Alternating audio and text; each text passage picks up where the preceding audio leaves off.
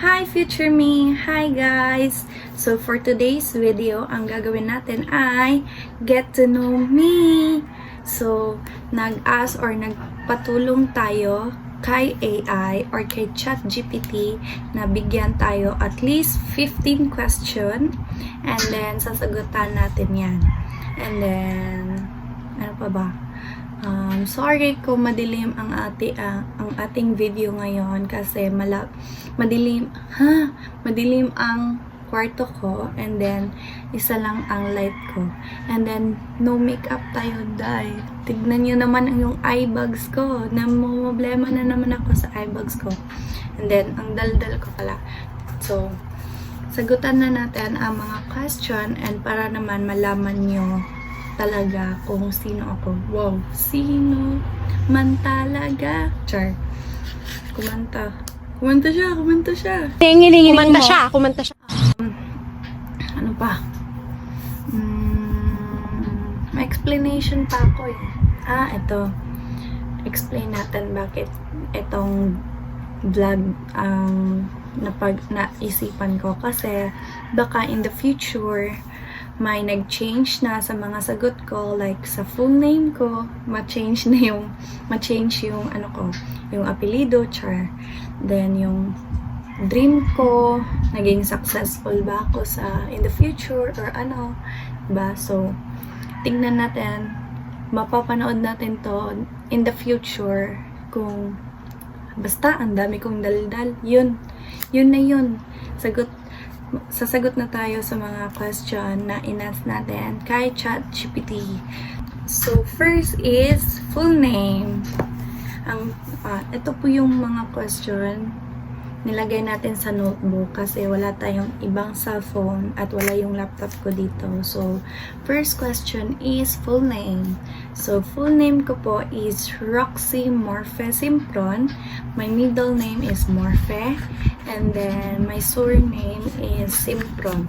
So, sa social media, kung natatandaan nyo, may Stephanie po yung pangalan ko. Dahil dyan, may Stephanie po yung pangalan ko kasi dapat yan po talaga yung name ko. Stephanie Roxy Morfe Simpron. O, diba? Ang haba. And then, basta may kwento sila mama dyan bakit wala yan sa birth certificate ko ang Stephanie o ba't tinanggal nila. Ewan, basta. So, next question.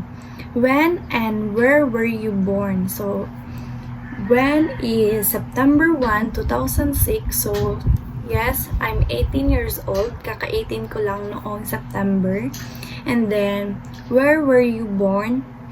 Pinanganak po ako sa Antipolo City. And then, ang nasa birth certificate ko na naman is nasa Baybay, Leyte ako pinanganak. Pero, may kwento na naman dyan. So, ayun, sa Antipolo City ako pinanganak. And then, question number 3. Do you have any siblings? Yes, I have. Nag-English. So, pang-apat. So, may ate, kuya, ate, tas ako, tas may bunso pa akong kapatid na lalaki. So, 5 po kami magkakapatid. And then, ayun. Next question is, what's your current education level? So, nasa ano na po ako, first year college. So, patapos na ang first year college. Second sem na po kami. So, magsa second year college na po ako. And then, I am a tourism student. So, yeah. Nasa tourism industry po tayo. Char. So, next question is, what's your favorite color? So, obvious naman po, nasa likod natin, background po natin, paint po ng wall natin is color pink. So, yeah, pink po ang favorite color natin. And then, if tatlo ang magiging favorite color ko is pink, syempre, first, then black, then white, like pink, then panda color. So yeah. Yeah. So next question, what are your hobbies or interests? So, hobbies ko, maglaro. Sige. Ang hobbies ko minsan is maglaro ng mga mobile games. Yes, mobile games. Then, if family hobbies naman, ang family hobbies namin is mag-videoke dito sa bahay. Syempre, kada linggo yan, nagvi-videoke kami. Minsan, hindi linggo. Pag nagkakataon na boring yung bahay, need na namin mag-ingay, need na namin mag-videoke. So, yan ang hobbies namin. And then, ito, gumawa ng content. Gumawa ng content. Hobbies ko din yan. And then, ano pa ba? Basta, ang dami siguro, pero ito lang 3. Yan. And then, gusto ko talaga sumayaw din eh. Kaso, hindi ako pinagpala ng ganyang talent. Hobbies ko dapat yun eh. Naiinggit ako sa, tawag dito, yung mga magagaling sumayaw sa TikTok. Yun. So, next is, what's your favorite food and drink? So, sa food na naman tayo. Sa food is yung ulam. Kung anong favorite ulam ko is tinolang manok. Yan yung favorite ko. Tinolang manok at adobong, ano tawag dun? Wag na nga. Basta yung green na gulay.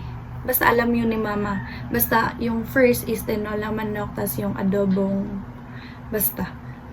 Then, drink is water lang tayo be kasi bawal sa atin ang soft drinks or matatamis na drink like UTI tayo tsaka diabetes, diba?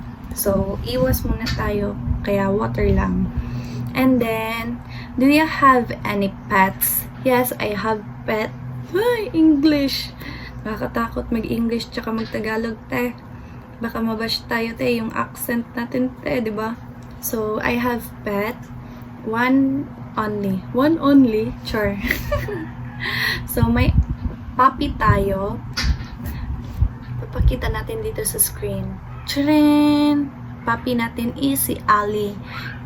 3 months na siya. And then, bago lang siya sa amin kasi binili namin siya. May reason bakit binili namin siya kasi yung mama ng kaibigan ko is na hospital and then need nila pambili ng gamot. So, ayun. Pangtulong na rin namin kaya binili namin yung puppy nila. And then, so next question tayo. Feel ko ang bilis lang ng vlog na ito or short. Ewan ko na lang talaga kung ano pinagsasabi ko. Basta. So, next question tayo. Ano nga yun? What's your biggest fear? Biggest fear ko is mamatayan. Siyempre, mamatayan or ako ang mamatay, char. So, kung any fear naman to, takot po ako sa multo, char. Kahit walang multo at hindi totoo ang multo, takot ako.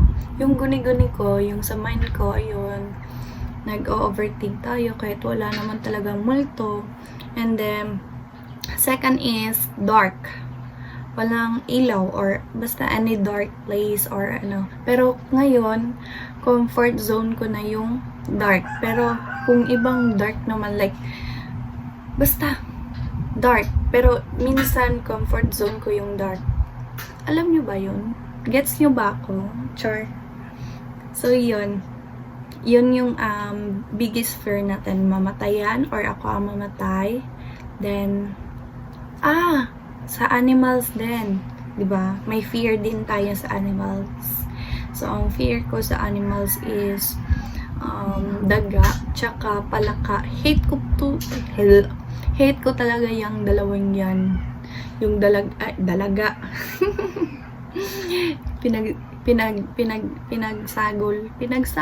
Pinagsama ang daga at tsaka ilaga. Ilaga kasi siya sa Bisaya. So, dalaga. So, tumatawa ka, te. Ikaw lang mag-isa dito, te. So, daga tsaka palaka. Hate ko talaga yan, be. So, next is, what one thing on your bucket list? So, bucket list, makapag-travel kasama yung family ko. Syempre, first ko talaga is matravel ko lola and nanay ko sa side ni papa and sa side ni mama. Kaso si lola sa side ni papa is namatay na 2 years or 2 years na ata. Hindi alam. So, ayun, wala na si lola, so hindi ko na matatravel si lola.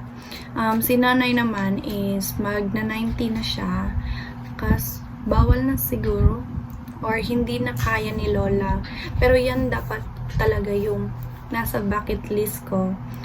First nasa bucket list ko is matravel si nanay or si lola, kasi wala na si lola, and then si nanay hindi na kaya mag-travel.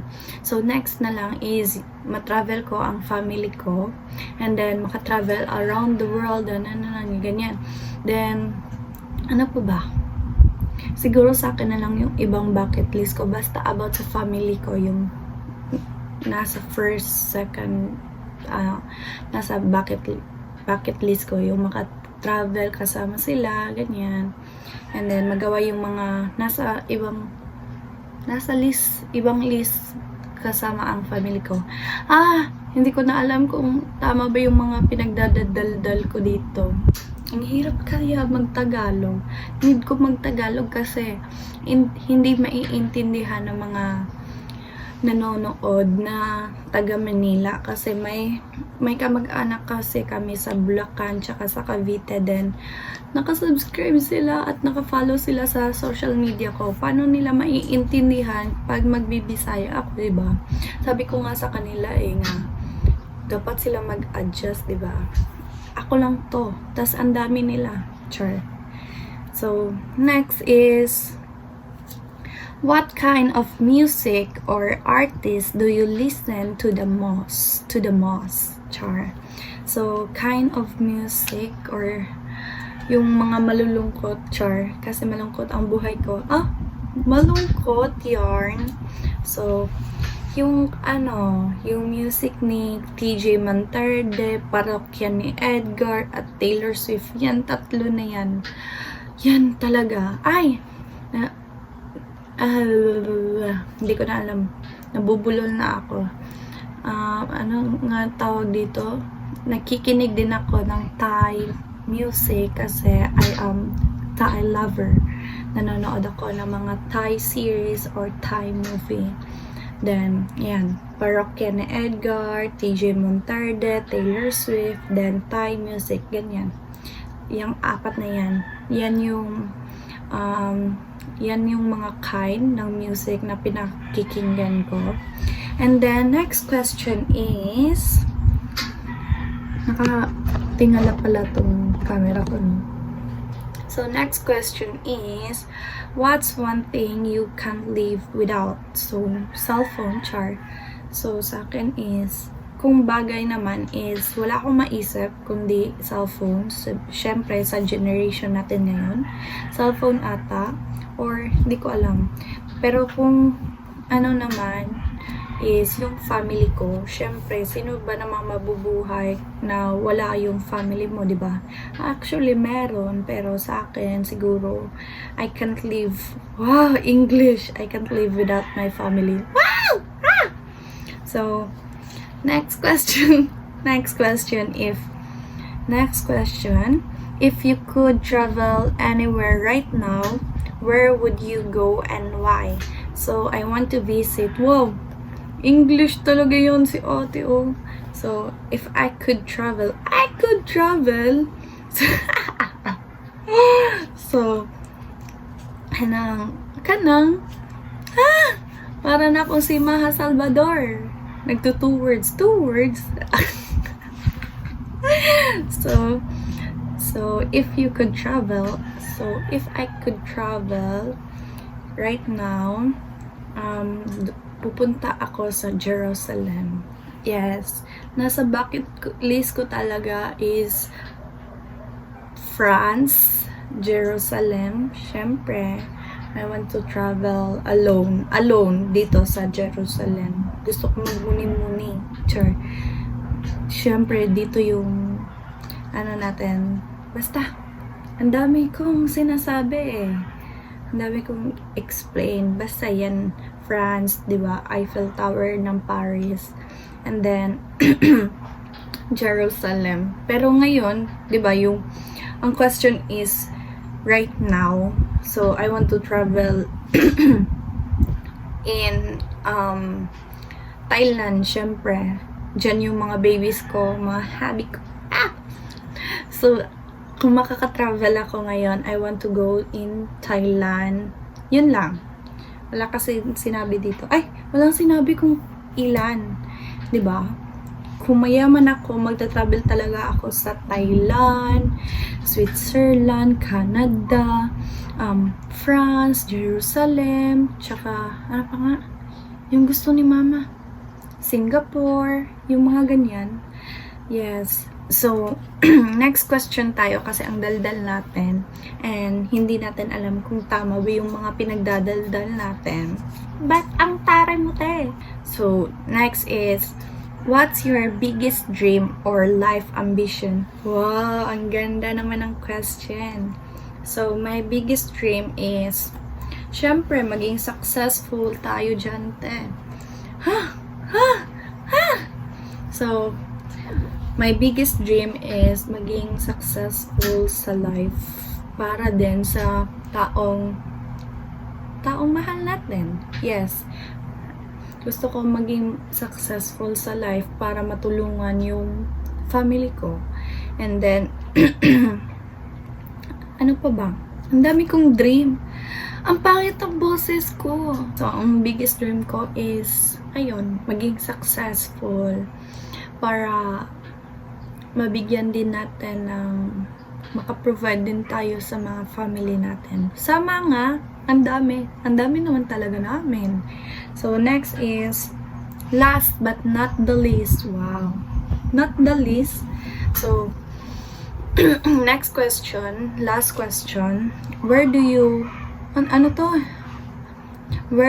see yourself in 5 or 10 years? Wow. So, I see myself as fracture. Nakikita mo future, Day.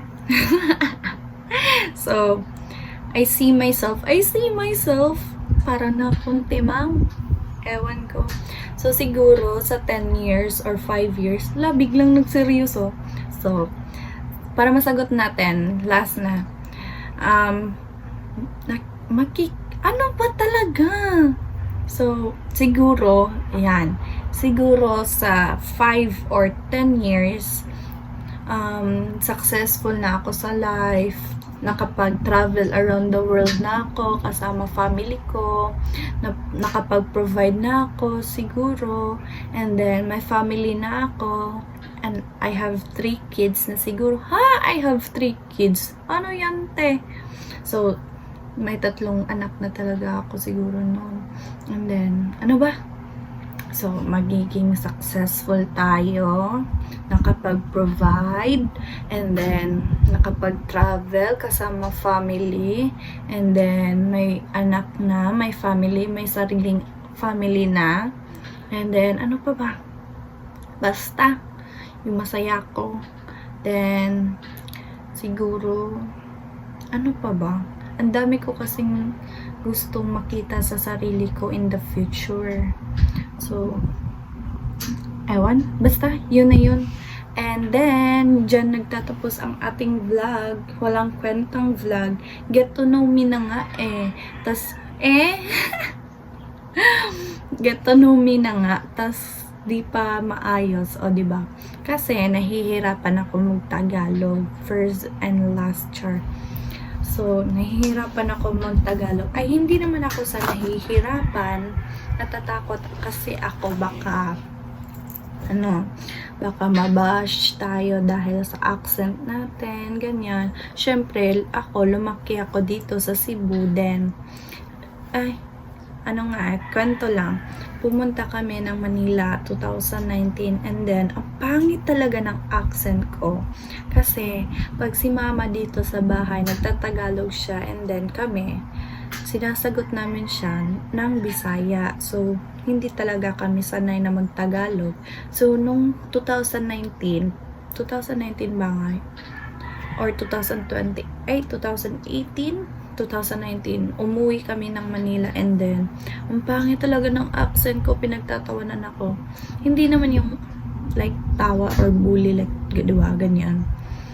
Tawa lang kasi ang pangit ng accent ko, hindi ako masyal. And then, hindi ako nakikipaghalubilo sa kanila. Wala nga akong friends dun sa Manila. Yung family lang, yung family. Then, yung sagot ko sa kanila, ang onti lang. And then, nung last year, umuwi yung nanay ko dito, tsaka yung pinsan ko. Yung conversation nga namin, ang liit lang eh. Short lang yung conversation namin. Kasi natatakot talaga ako na baka yung accent, tsaka yung grammar, diba? Ang pangit. Hindi kasi ako sanay. Pero, ewan. Kaya, yung vlog ko na to, kung pangit or basta. Palagi na lang basta eh, diba? So, ayun. Yun yung about sa self ko. And then, sana, kahit wala itong kwentang vlog, is magustuhan niyo at manood kayo. So, thank you sa mga viewers ko dyan. Mag-subscribe na kayo. Bye!